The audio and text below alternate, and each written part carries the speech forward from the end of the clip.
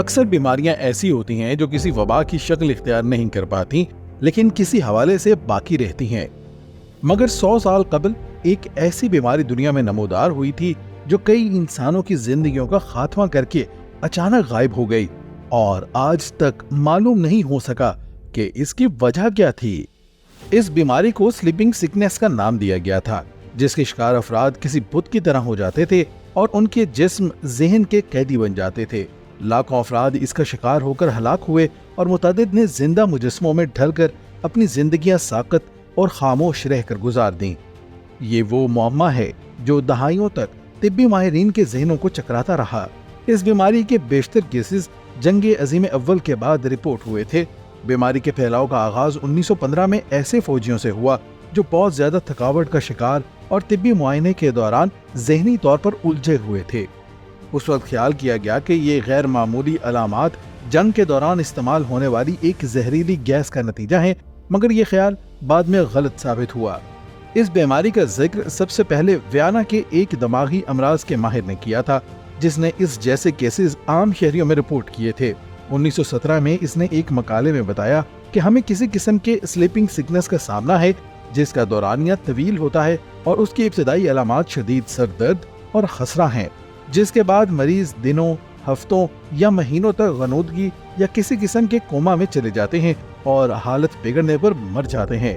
اس مقالے کے کئی برس بعد یہ بیماری پھیلنا شروع ہوئی اور لاکھوں افراد اپنے جسموں میں قید ہو کے مرنے لگے۔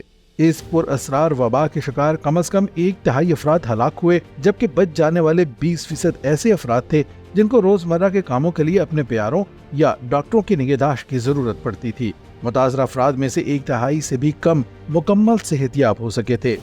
بیماری کی ابتدا میں فلو جیسی علامات سامنے آتی تھیں، یعنی تیز بخار، سر درد، تھکاوٹ کا احساس، ناک بہنا۔ اس وقت ایسا کوئی ذریعہ نہیں تھا جسے دریافت کیا جا سکے کہ فلو جیسی علامات کا شکار فرد اس جان لیوا بیماری کا شکار بھی ہے یا نہیں، جس کے باعث وائرس کو دماغ تک پھیلنے کا کافی وقت ملا۔ جب یہ وائرس مرکزی اعصابی نظام پر حملہ آور ہو جاتا تو مریضوں کو شدید ذہنی اور جسمانی تھکاوٹ کا سامنا ہونے لگتا تھا، جس کے بعد کوما اور موت کا خطرہ مزید بڑھ جاتا تھا۔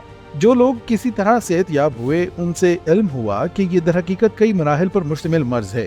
دوسرے مرحلے میں توجہ مرکوز کرنے کی صلاحیت اور زندگی میں دلچسپی ختم ہو جاتی ہے، یعنی مریض کی حالت ایسی ہوتی ہے جو ماضی کی اس کی شخصیت سے بالکل مختلف ہوتی ہے۔